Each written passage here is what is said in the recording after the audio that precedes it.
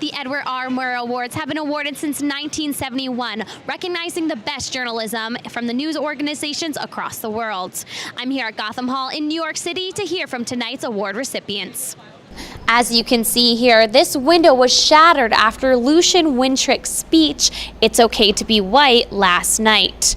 Wintrick was brought to UConn by the college Republicans, and his speech was cut short after audience members called him a Nazi, and he attacked a woman after she took his speech from his podium. This race is a symbol of our nation's military strength and resilience, and our community's commitment in honoring it.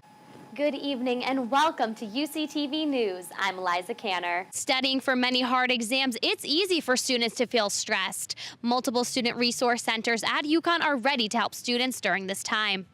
Just hours after Donald Trump was named president-elect, distraught students met in the center of campus to express their concern with this presidential election.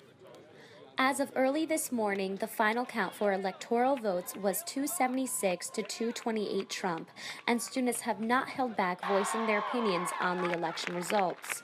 Students displayed Hillary Clinton signs, Love Trump's hate signs, and wore black to stand in solidarity with the immigrant communities, LGBTQ community, women, Muslims, and communities of color who have felt attacked by Donald Trump.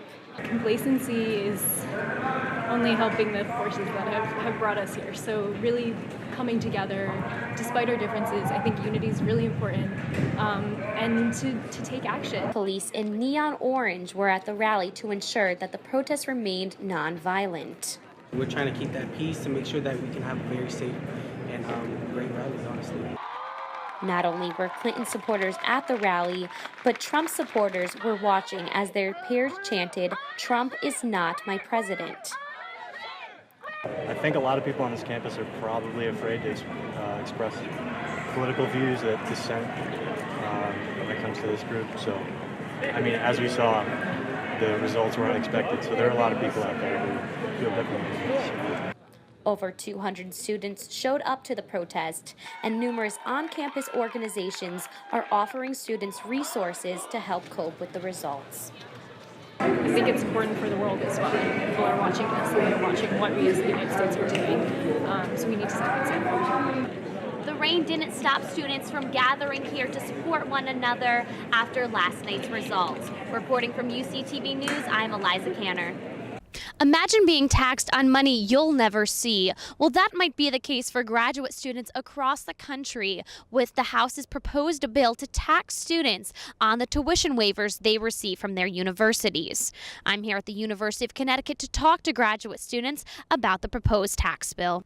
Graduate students such as Alex Van, who is in the Higher Education and Student Affairs graduate program, are offered perks from UConn to attend grad school and be more than just a student. Working a graduate assistantship while you are here is a mandatory, but by doing so you get a tuition waiver that covers your tuition, and then you also receive a stipend for your work. I specifically had to look for schools and higher education programs that had assistantships, that had stipends, because I couldn't afford to do so otherwise. However, the House proposed a tax bill in November that would tax graduate students on tuition waivers and their stipends, which could cost students tens of thousands of dollars. For us to have to pay full tuition and not get any type of stipend or waiver, that on top of our undergraduate fees that we already pay for at whatever institutions we are already at